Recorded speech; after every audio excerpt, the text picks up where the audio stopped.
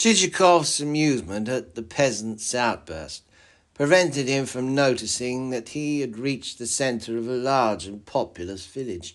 But presently a violent jolt aroused him to the fact that he was driving over wooden pavements of a kind compared with which the cobblestones of the town had been as nothing.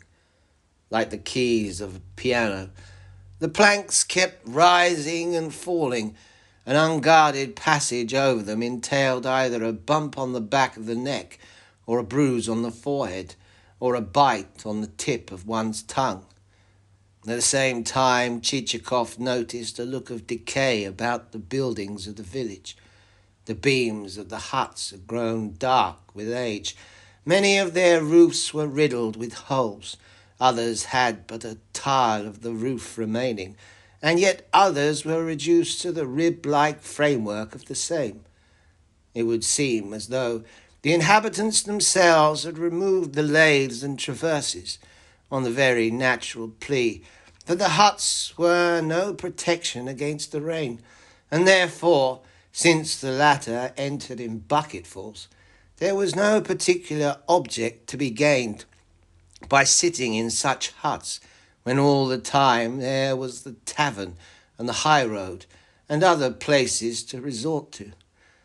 Suddenly a woman appeared from an outbuilding, apparently the housekeeper of the mansion, but so roughly and dirtily dressed as almost to seem indistinguishable from a man. Chichikov inquired for the master of the place. "He is not at home," she replied, almost before her interlocutor had had time to finish. Then she added, "What do you want with him?" "I have some business to do," said Chichikov. "Then pray, walk into the house," the woman advised. Then she turned upon him a back that was smeared with flour and had a long slit in the lower portion of its covering. Entering a large dark hall which reeked like a tomb, he passed into an equally dark parlour that was lighted only by such rays as contrived to filter through a crack under the door.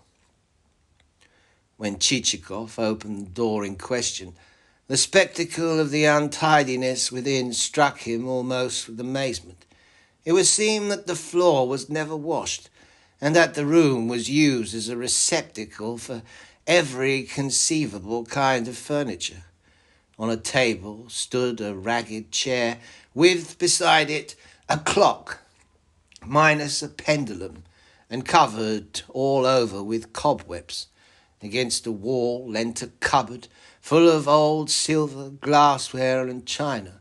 On a writing table, inlaid with mother-of-pearl, which in places had broken away and left behind it a number of yellow grooves stuffed with putty, lay a pile of finely written manuscript, an overturned marble press, turning green, an ancient book in a leather cover with red edges, a lemon dried and shrunken to the dimensions of a hazelnut, the broken arm of a chair, a tumbler containing the dregs of some liquid, and 3 flies, the whole covered with a sheet of notepaper, a pile of rags, 2 ink-encrusted pens, and a yellow toothpick with which the master of the house had picked his teeth, apparently, at least before the coming of the French to Moscow. As for the walls, they were hung with a medley of pictures. Among the latter was a long engraving of a battle scene, wherein soldiers in 3-cornered hats were brandishing huge drums and slender lances. It lacked the glass, and was set in a frame ornamented with bronze fretwork and bronze corner rings. Beside it hung a huge, grimy oil painting, representative of some flowers and fruit, half a watermelon, a boar's head, and the pendant form of a dead wild duck. Attached to the ceiling there was a chandelier in a holland covering, the covering so dusty as closely to resemble a huge cocoon enclosing a caterpillar. Lastly, in one corner of the room lay a pile of articles, which had evidently been adjudged unworthy of a place on the table. Yet what the pile consisted of, it would have been difficult to say, seeing that the dust on the same was so thick that any hand which touched it would have at once resembled a glove. Prominently protruding from the pile was the shaft of a wooden spade and the antiquated sole of a shoe. Never would one have supposed that a living creature had tenanted the room, were it not that the presence of such a creature was betrayed by the spectacle of an old nightcap resting on the table. Whilst Chichikov was gazing at this extraordinary mess, a side door opened, and there entered the housekeeper who had met him near the outbuildings.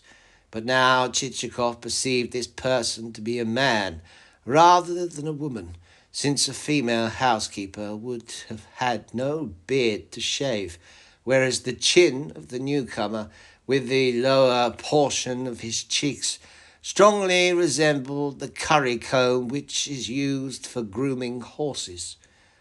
Chichikov assumed a questioning air, and waited to hear what the housekeeper might have to say. The housekeeper did the same.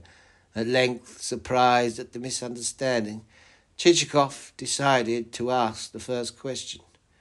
"Is the master at home?" he inquired. "Yes," replied the person addressed. "Then where is he?" continued Chichikov. "Are you blind, my good sir?" retorted the other.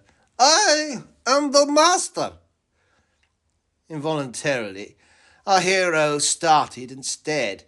During his travels, it had befallen him to meet various types of men. Some of them, it may be, types which you and I have never encountered. But even to Chichikov, this particular species was new. In the old man's face there was nothing very special. It was much like the wizened face of many another dotard, save that the chin was so greatly projected that whenever he spoke he was forced to wipe it with a handkerchief to avoid dribbling, and that his small eyes were not yet grown dull, but twinkled under their overhanging brows like the eyes of mice when, with attentive ears and sensitive whiskers, they snuff the air and peer forth from their holes to see whether a cat or a boy may not be in the vicinity. No, the most noticeable feature about the man was his clothes. In no way could it have been guessed of what his coat was made, for both its sleeves and its skirt were so ragged and filthy as to defy description, while instead of two posterior tails there dangled four of those appendages, with, projecting from them, a torn newspaper. Also, around his neck there was wrapped something which might have been a stocking, a garter, or a stomacher, but was certainly not a tie. In short, had Chichikov chanced to encounter him at a church door, he would have bestowed upon him a copper or two. For, to do our hero justice, he had a sympathetic heart, and never refrained from presenting a beggar with alms. But in the present case there was standing before him not a mendicant, but a landowner, and a landowner possessed of fully 1,000 serfs, the superior of all his neighbours in wealth of flour and grain, and the owner of storehouses, and so forth, that were crammed with homespun cloth and linen, tanned and undressed sheepskins, dried fish, and every conceivable species of produce. Nevertheless, such a phenomenon is rare in Russia, where the tendency is rather to prodigality than to parsimony. For several minutes Plushkin stood mute, while Chichikov remained so dazed with the appearance of the host and everything else in the room that he, too, could not begin a conversation, but stood wondering how best to find words in which to explain the object of his visit. For a while he thought of expressing himself to the effect that, having heard so much of his host's benevolence and other rare qualities of spirit, he had considered it his duty to come and pay a tribute of respect. But presently even he came to the conclusion that this would be overdoing the thing, and, after another glance round the room, decided that the phrase benevolence and other rare qualities of spirit might to advantage give place to economy and genius for method.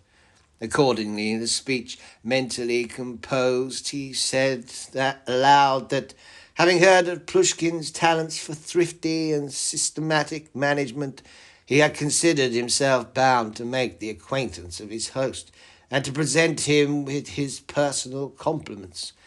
I need hardly say that Chichikov could easily have alleged a better reason, had any better one happened at the moment to have come into his head. With toothless gums, Pushkin murmured something in reply, but nothing is known as to its precise term beyond that it included a statement that the devil was at liberty to fly away with Chichikov's sentiments. However, the laws of Russian hospitality do not permit even a miser infringing their rules, wherefore Plushkin added to the foregoing a more civil invitation to be seated. "It is long since I last received a visitor," he went on. "Also, I feel bound to say that I can see little good in their coming. Once introduce the abominable custom of folk paying calls, and forthwith there will ensue such ruin to the management of estates that landowners will be forced to feed their horses on hay. Not for a long time have I eaten a meal away from home, although my own kitchen is a poor one, and has its chimney in such a state that, were it to become overheated, it would instantly catch fire." "What a brute," thought Chichikov. "I am lucky to have got through so much pastry and stuffed shoulder of mutton at Sobakovich's. Also," went on Pluskin, "I am ashamed to say that hardly a wisp of fodder does the place contain. But how can I get fodder? My lands are small, and the peasantry lazy fellows who hate work and think nothing but the tavern. The end, therefore, I shall be forced to go, and spend my old age in roaming about the world." "But I have been told that you possess over 1,000 serfs," said Chichikov. "Who told you that?" "No matter who that was. You would be justified in giving him the lie. He must have been a jester who wanted to make a fool of you.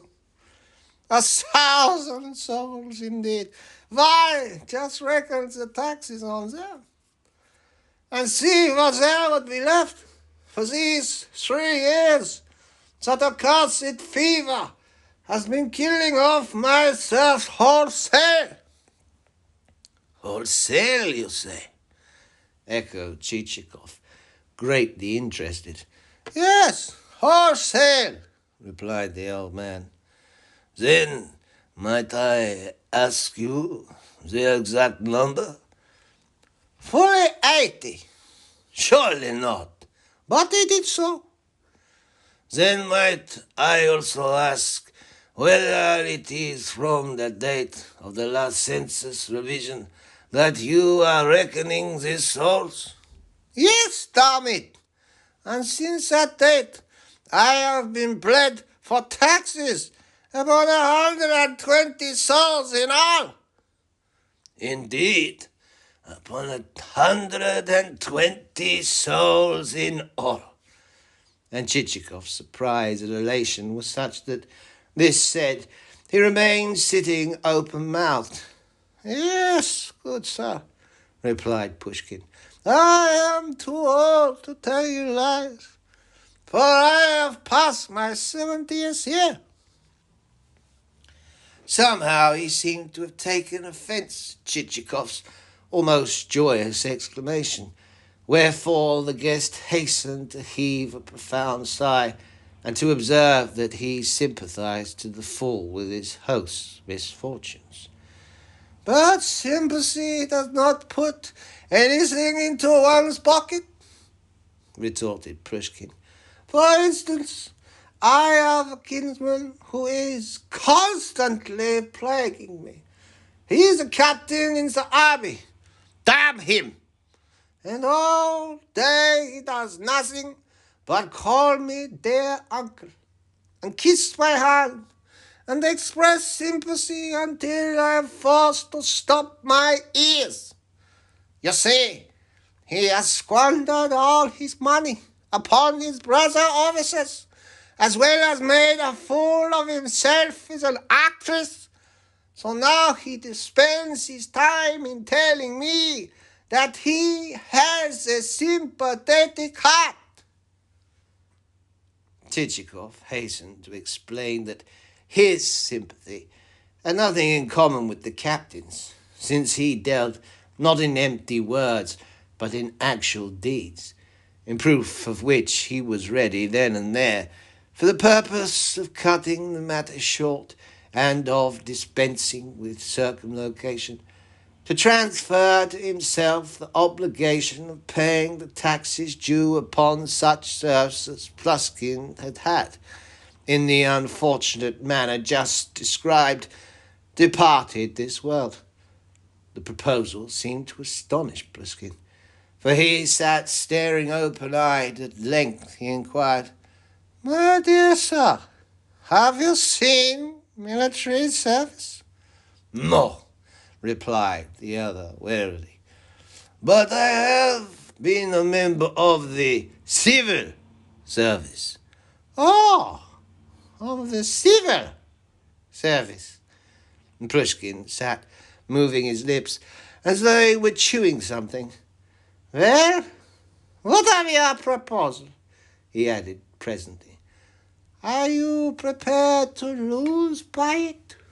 Yes, certainly, if thereby I can please you. My dear sir, my good benefactor. In his delight, Pushkin lost sight of the face that his nose was caked with snuff of the consistency of thick coffee, and that his coat had parted in front and was disclosing some very unseemly underclothing. What comfort you have brought to an old man!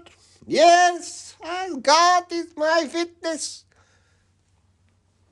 For the moment he could say no more, yet barely a minute had elapsed before this instantaneously aroused emotion had as instantaneously disappeared from his wooden features. Once more they assumed a careworn expression, and he even wiped his face with his handkerchief, then rolled it into a ball and rubbed it to and fro against his upper lip.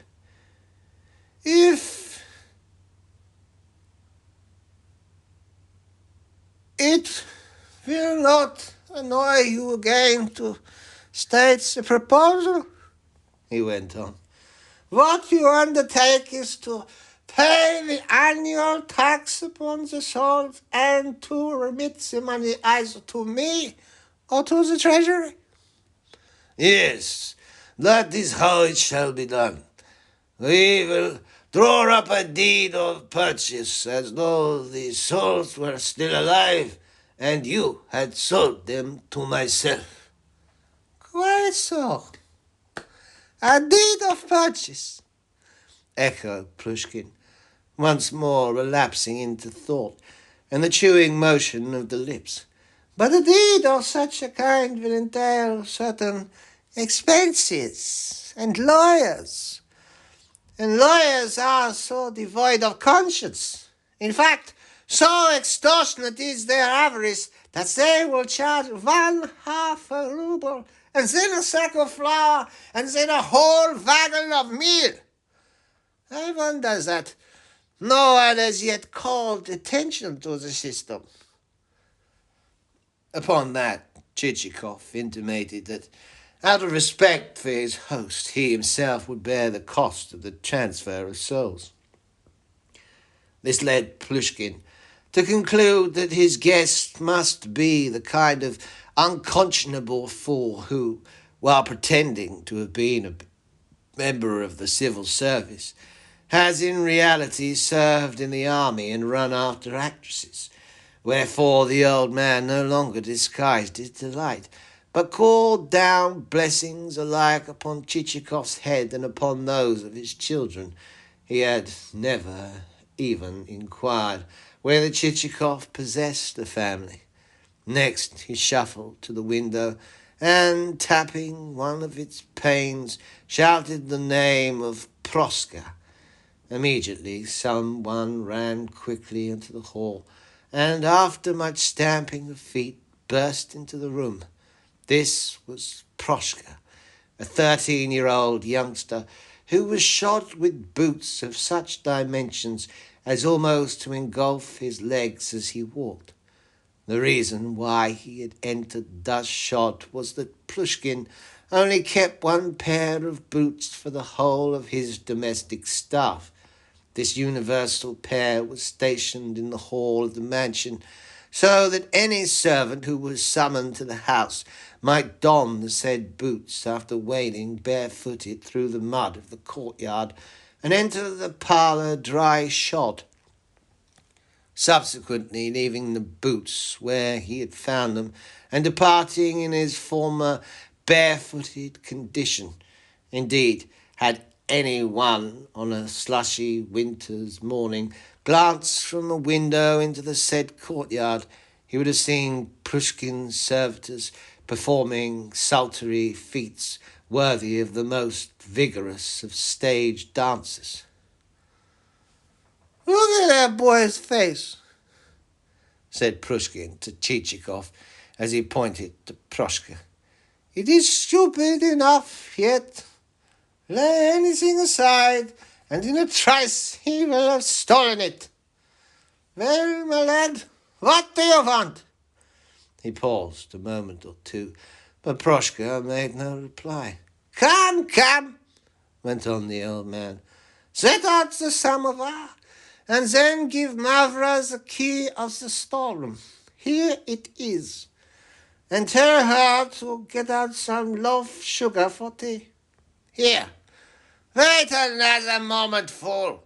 Is the devil in your legs that they itch so to be off? Listen to what more I have to tell you.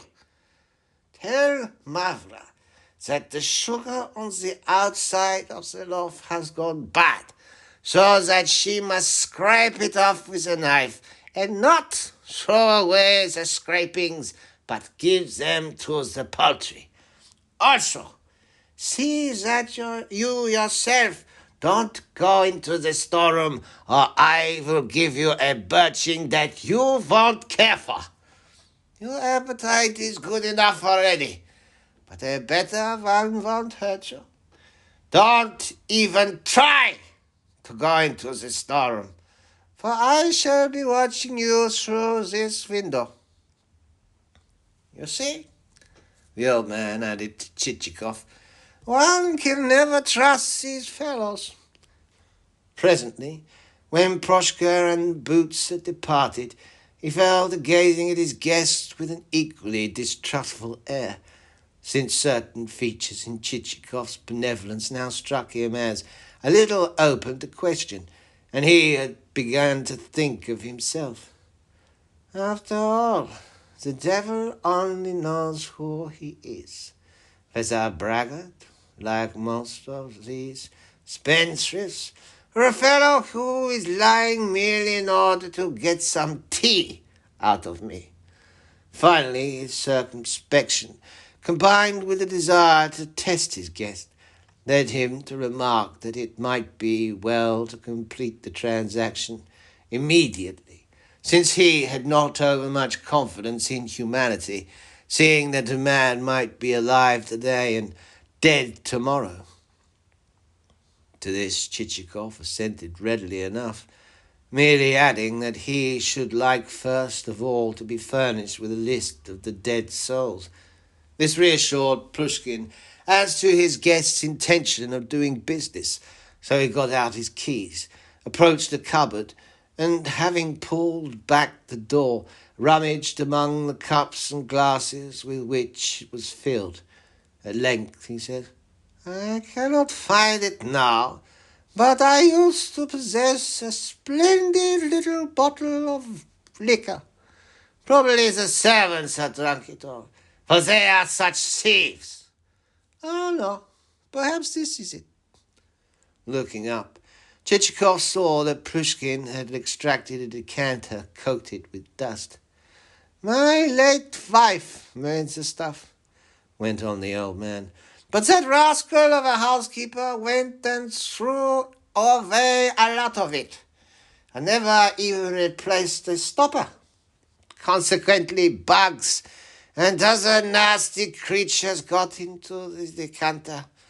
But I can clean it out, and now beg to offer you a glassful." The idea of a drink from such a receptacle was too much for Chichikov, so he excused himself on the ground that he had just had luncheon. "You have just had luncheon?" re-echoed Plushkin.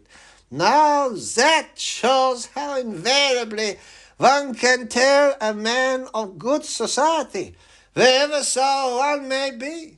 A man of that kind never eats anything. He always says that he has had enough. Very different, that, from the ways of a rogue, whom one can never satisfy, however much one may give him. For instance, the captain of mine is constantly begging me to let him have a meal, though he is about as much my nephew as I am his grandfather. As it happens, there is never a bite of anything in the house, so he has to go away empty. But about the list of those good-for-nothing souls, I happen to possess such a list, since I have drawn one up in readiness for the next revision." With that, Plushkin donned his spectacles and once more started to rummage in the cupboard and to smother his guest with dust as he untied successive packages of papers, so much so that his victim burst out sneezing. Finally, he extracted a much-scribbled document in which the names of the deceased peasants lay as close-packed as a cloud of midges, for there were 120 of them in all. Chichikov grinned with joy at the sight of the multitude. Stuffing the list into his pocket, he remarked that, to complete the transaction, it would be necessary to return to the town. "To the town?" repeated Plushkin. "But why? Moreover, how could I leave the house, seeing that every one of my servants is either a thief or a rogue? Day by day they pilfer things, until soon I shall have not a single coat to hang on my back." "Then you possess acquaintance in the town?" "Acquaintances? No! Every acquaintance whom I ever possessed has either left me or is dead. But stop a moment.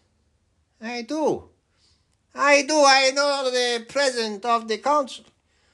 Even in my old age, he was once or twice come to visit me, for he and I used to be schoolfellows, and to go climbing walls together. Yes, him I do know. Shall I write him a letter?" "By all means. Yes, him I know well, for we were friends together at school. Over Plushkin's wooden features there had gleamed a ray of warmth, a ray which expressed, if not feeling, at all events feeling's pale reflection.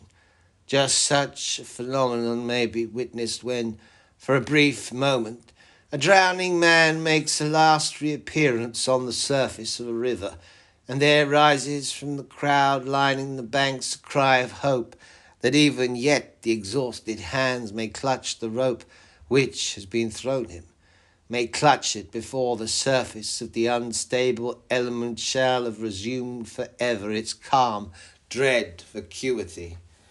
But the hope is short-lived, and the hands disappear. Even so did Plushkin's face, after its momentary manifestation of feeling, become meaner and more insensible than ever. There used to be a sheet of clean writing paper lying on the table, he went on. But where it is now I cannot think.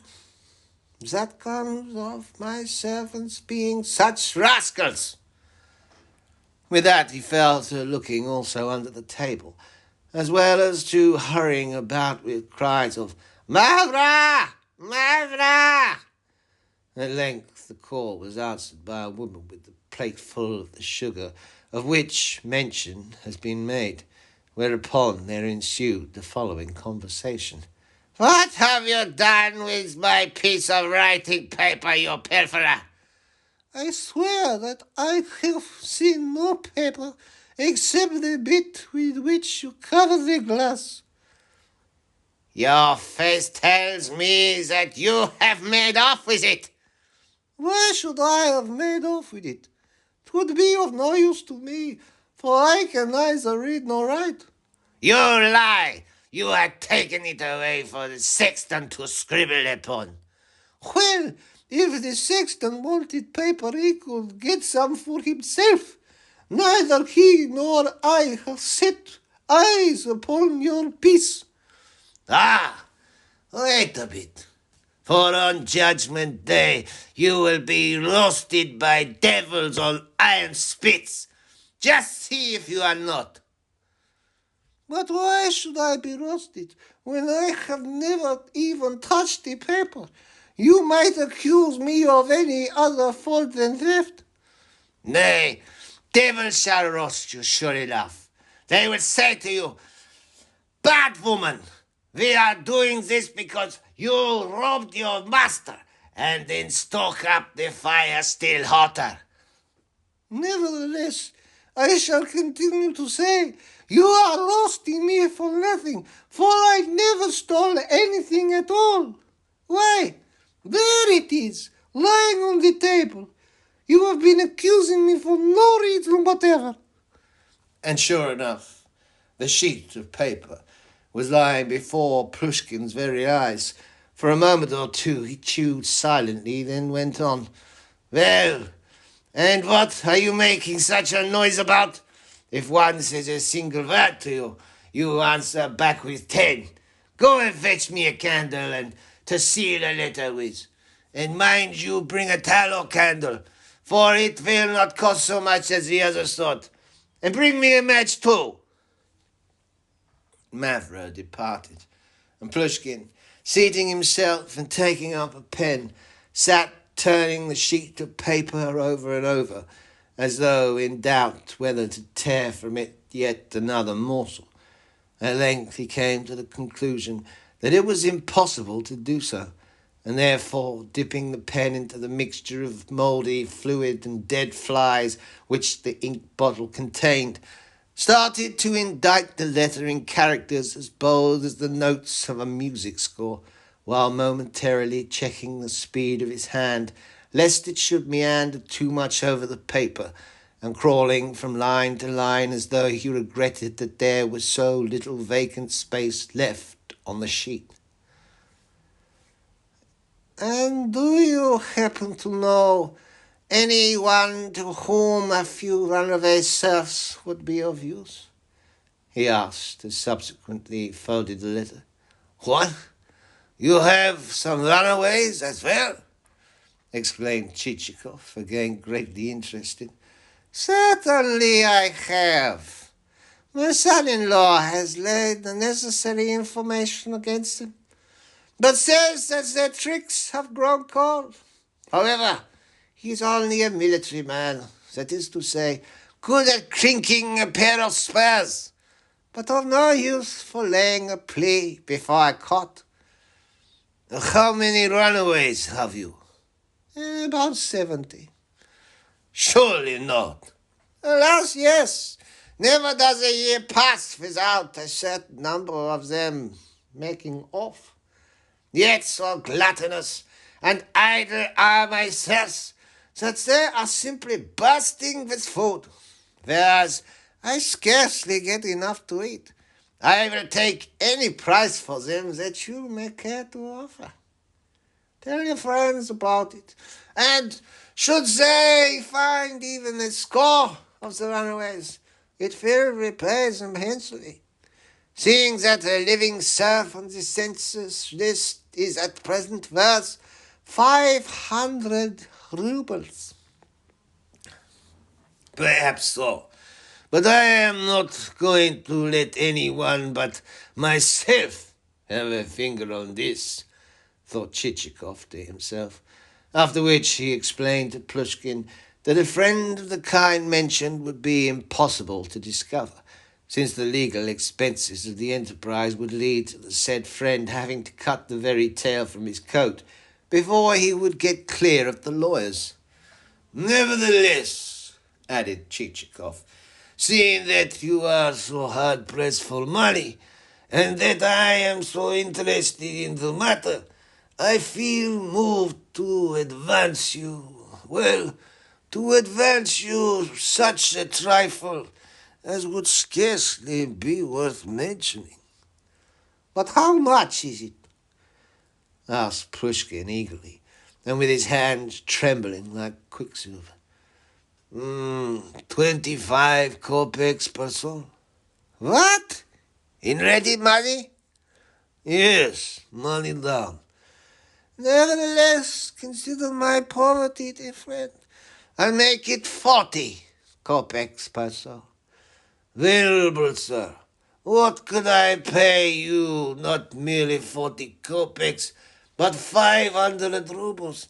I should be only too delighted if that were possible, since I perceive that you, an aged and respected gentleman, are suffering for your own goodness of heart. By God, that is true. That is true. Pushkin hung his head and wagged it feebly from side to side. Yes, all that I have done purely out of kindness. See how instantaneously I have divined your nature. By now it will have become clear to you why it is impossible for me to pay you 500 rubles per runaway soul, for by now you will have gathered the fact that I am not sufficiently rich. Nevertheless, I am ready to add another 5 kopecks, and so to make it that each runaway serf shall cost me in all 30 kopecks. As you please, dear sir. Yet stretch another point and throw in another 2 kopecks. Pardon me, but I cannot. How many runaway serfs did you say that you possess? 70? No, 78. 78 souls at 30 kopecks each will amount to 2. Only for a moment did our hero halt, since he was strong in his arithmetic. Will amount to 24 rubles, 96 kopecks. With that, he requested Pushkin to make out the receipt, and then handed him the money. Pushkin took it in both hands, bore it to a bureau with as much caution as though he was carrying a liquid which might at any moment splash him in the face, and arrived at the bureau and glancing round once more, carefully packed the cash in one of his money bags, where doubtless it was destined to lie buried until, to the intense joy of his daughters and his son-in-law, and perhaps of the captain who claimed kinship with him, he should himself receive burial at the hands of Fathers Carp and Polycarp, the two priests attached to his village. Lastly, the money concealed, Pushkin reseated himself in the armchair and seemed at a loss for further material for conversation. "Are you thinking of starting?" at length he inquired, on seeing Chichikov making a trifling movement, though the movement was only to extract from his pocket a handkerchief. Nevertheless, the question reminded Chichikov that there was no further excuse for lingering. "Yes, I must be going," he said as he took his hat. "Then what about the tea?" "Thank you. I will have some on my next visit." "What?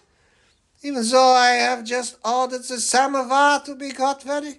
"Well, well, I myself do not greatly care for tea, for I think it an expensive beverage. Moreover, the price of sugar has risen terribly." "Proska!" he then shouted. "The samovar will not be needed. Return the sugar to Mavra and tell her to put it back again. But no, bring the sugar here, and I will put it back. Goodbye, dear sir." Finally, he added to Chichikov, "May the Lord bless you. Hand that letter to the President of the Council, and let him read it. Yes, he is an old friend of mine. We knew one another as schoolfellows."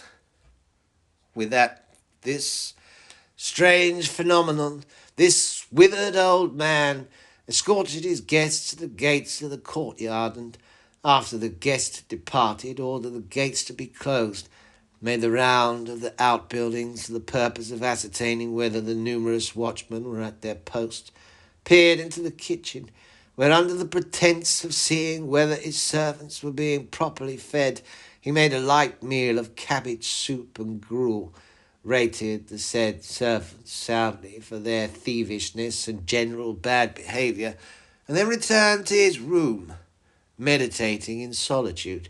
He fell to thinking how best he could contrive to recompense his guest for the latter's measureless benevolence. "I will present him," he thought to himself, "with a watch.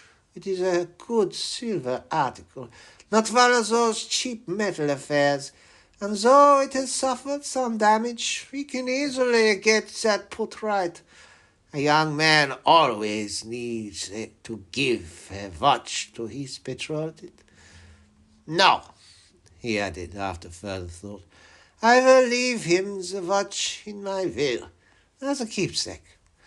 Meanwhile, our hero was bowling along in high spirit. Such an unexpected acquisition of both dead souls and of runaway serfs had come as a windfall.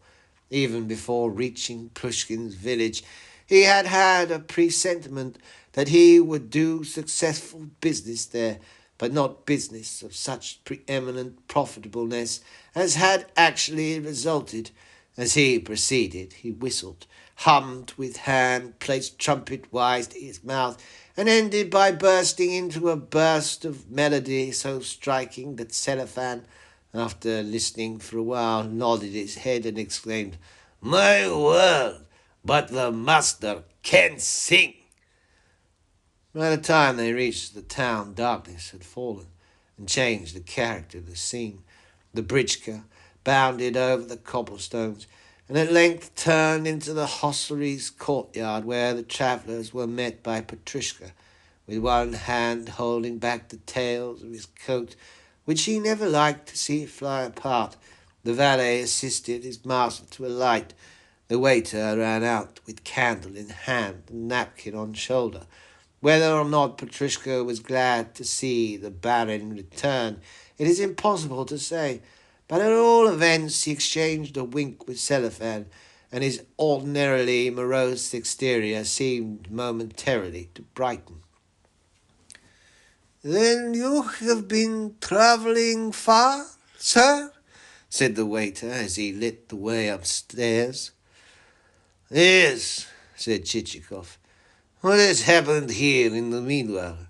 Nothing, sir, replied the waiter, bowing, except that last night there arrived a military lieutenant. He has got room number 16. A lieutenant? Yes. He came from Riazan, driving 3 grey horses. On entering his room, Chichikov clapped his hand to his nose and asked his valet why he had never had the windows opened. But I did have them open, replied Petrushka.